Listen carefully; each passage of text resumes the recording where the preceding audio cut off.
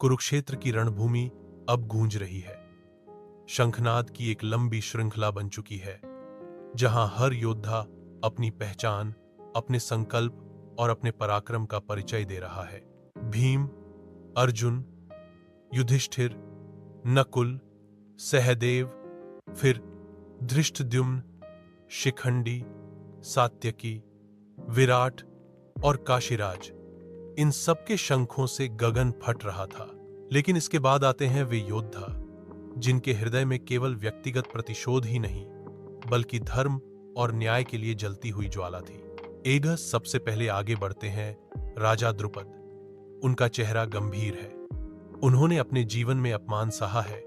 उनकी संतानें धृष्टद्युम्न और द्रौपदी इस युद्ध का कारण बनी। उनकी आंखों में आग है और उनके शंख की ध्वनि मानो वर्षों का दमन किया हुआ क्रोध और प्रतिशोध मुक्त हो रहे। उनका शंख पूरे रणभूमि को बता देता है कि यह केवल पांडवों का युद्ध नहीं, बल्कि स्वयं द्रुपद का भी है। इसके बाद आते हैं द्रौपदी के पांचों पुत्र द्रौपदेय, युवा, ऊर्जावान और निडर। वे अपनी मां के अपमान को भूले नहीं हैं। उनकी नसों में खून नहीं, बल्कि ज्वाला दौड़ रही है।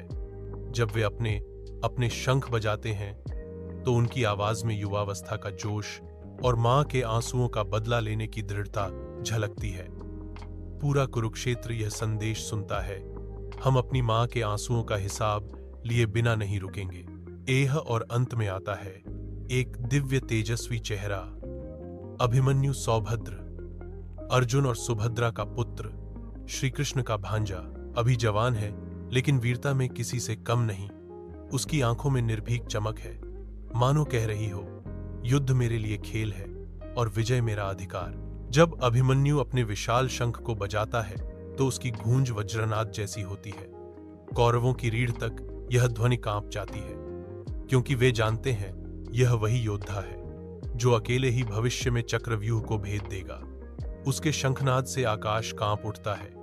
पांडव सेना में ऐसा उत्साह भर जाता है, मानो देवता स्वयं उनका मार्ग प्रशस्त कर रहे हों। यह श्लोक हमें दिखाता है कि युद्ध या जीवन की लड़ाई केवल बुजुर्गों और बड़े योद्धाओं की जिम्मेदारी नहीं होती। एज में युवाओं की ऊर्जा, बुजुर्गों का अनुभव और परिवार का संकल्प सब मिलकर ही धर्म और न्याय की रक्षा करते हैं। जब सब पीढ़ियां एक साथ खड़ी हों तो उनकी सामूहिक शक्ति अजेय हो जाती है।